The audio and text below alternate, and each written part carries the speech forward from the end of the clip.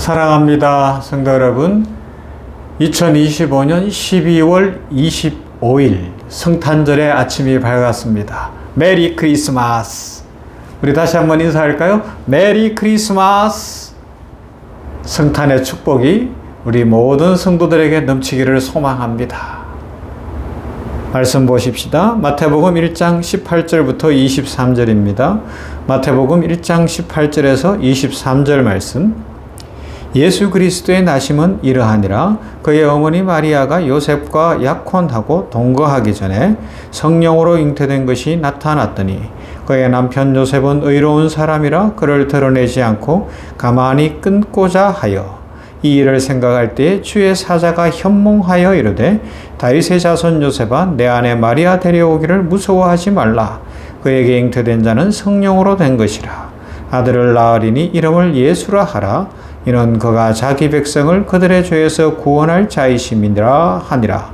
이 모든 일이 된 것은 주께서 선지자로 하신 말씀을 이루려 하심이니 이르시되 보라 처녀가 잉태하여 아들을 낳을 것이요 그 이름은 임마누엘이라 하리라 하셨으니 이를 번역한즉 하나님이 우리와 함께 계시다 함이라. 아멘. 사랑하는 성도 여러분, 성탄절입니다. 다시 한번 메리 크리스마스. 이 메리 크리스마스 기쁨, 축복, 이게 우리 평생에 계속돼야 할 줄로 믿습니다. 그런데 우리 현실은 어때요? 힘들어요. 어려운 일도 있어요. 슬픈 일도 있어요. 괴로운 일도 있어요. 그러나 그때 우리 이 한 주간 계속 생각하는 것처럼 마리아를 한번 떠올려 봅시다. 요셉을 한번 떠올려 봅시다. 내가 힘든가 마리아가 힘들었을까? 내가 힘들까 요셉이 힘들었을까? 그러면 막 힘이 나는 거예요. 야, 하나님이 어떻게 해서 마리아와 요셉을 쓰셨을까? 그들은 무슨 배짱으로 그 놀라운 일을 감당했을까? 한번 그걸 나한테 적용해 보면요, 우리들 힘을 낼 수 있는 줄로 믿습니다. 천사의 방문, 마리아의 창가의 고백, 놀라운 순복의 순종, 놀랍지 않습니까? 그리고 또 한 사람 요셉. 요셉은 또 정반대예요.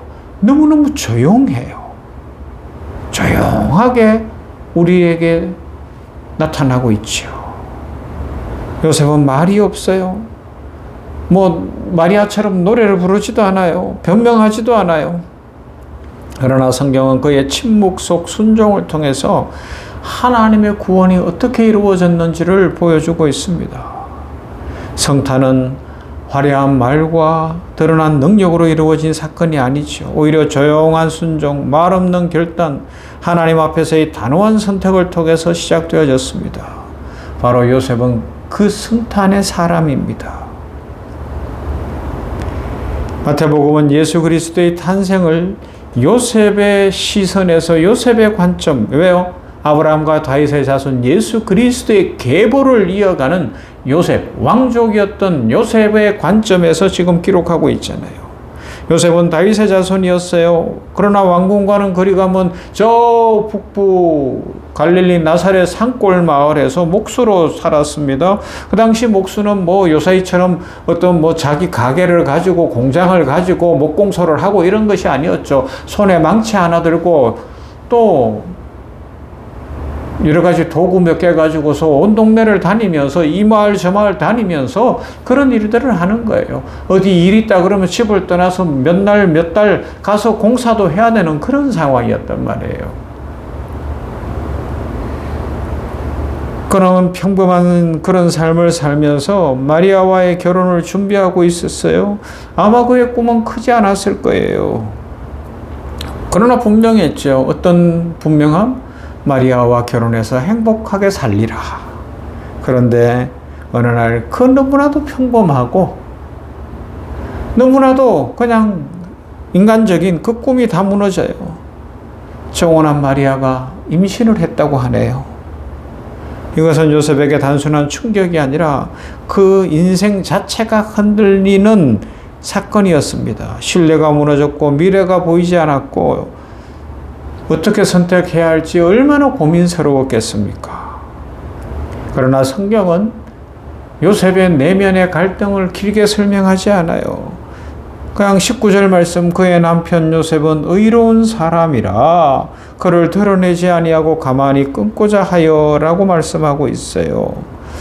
율법을 알고 있었고 마리아가 어떤 처벌을 받아야 할지도 알고 있었어요. 그러나 그는 마리아를 공개적으로 고발하고 나타내려고 하지 않습니다.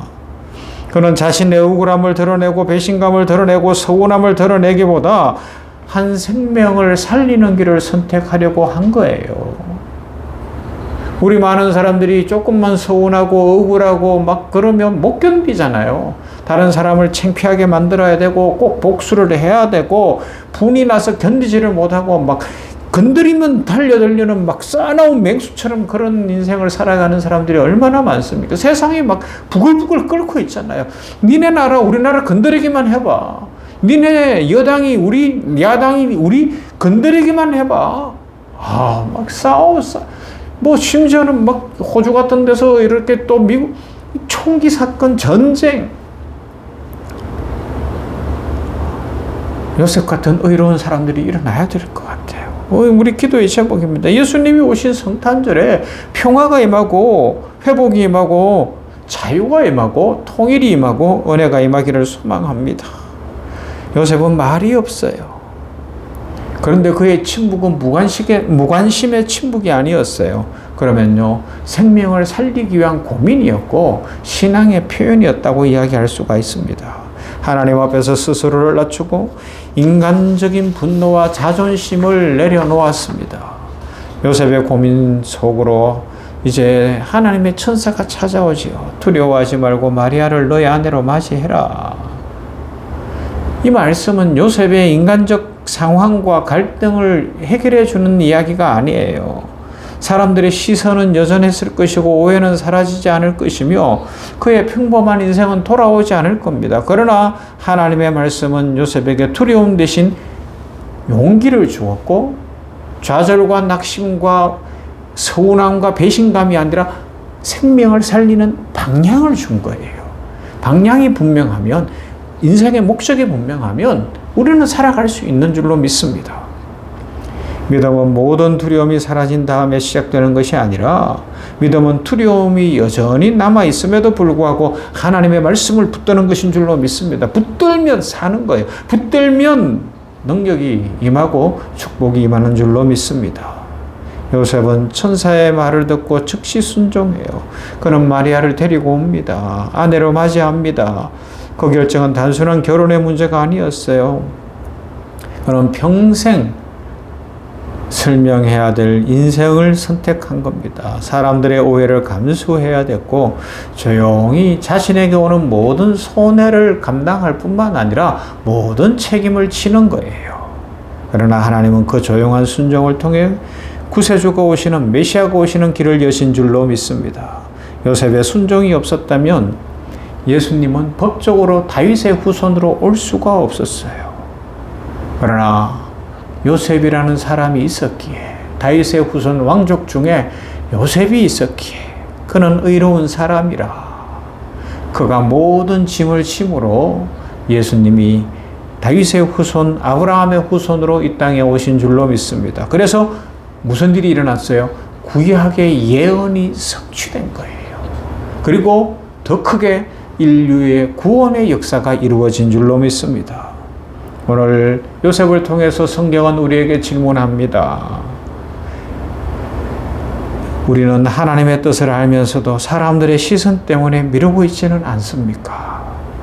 드러나지 않아도, 남들이 알아주지 않아도 순종을 하고 있습니까? 믿음은 소리의 크기로 증명되지 않습니다. 믿음은 하나님 앞에서 내리는 결단으로 증명되어지죠. 성탄은 마리아의 고백과 요셉의 순종이 함께 어우러져 완성되어졌어요. 한 사람은 말로 찬미하며 고백했고 한 사람은 침묵으로 순종하고 있습니다. 이 두 사람을 통하여 구원의 빛이 이 땅에 비추어졌습니다. 하누카, 빛이 비쳤어요. 요한복음에 나는 빛이라 말씀하시는 대로 생명의 빛이 비친 줄로 믿습니다. 오늘 이 성탄절에 요셉처럼 말없이 하나님 앞에 서는 사람 될 수 있기를 바랍니다. 사람들의 평가보다 하나님의 말씀을 선택하는 사람들이 될 수 있기를 바랍니다. 조용하지만 진실하고 깊은 순종으로 성탄을 살아내는 모든 성도들이 되어서 이 암울하고 죄악이 깊은 이 땅에 주 예수 그리스도 다시 오실 그 길을 예비하며 하나님의 은혜와 평강을 온 세상에 전하는 복되고 아름다운 성도들 다 되시기를 주님의 이름으로 축복합니다. 사랑과 은혜가 풍성하신 하나님 감사합니다. 오늘은 우리가 메리 크리스마스라고 서로를 축복할 수 있는 성탄절입니다. 감사합니다.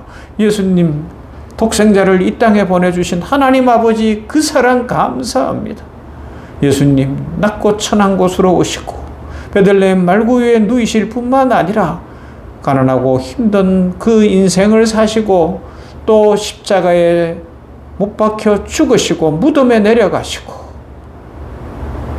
결국에는 부활하시며 우리를 구원하셨으니 감사합니다. 이것이 웬 은혜며 웬 축복입니까?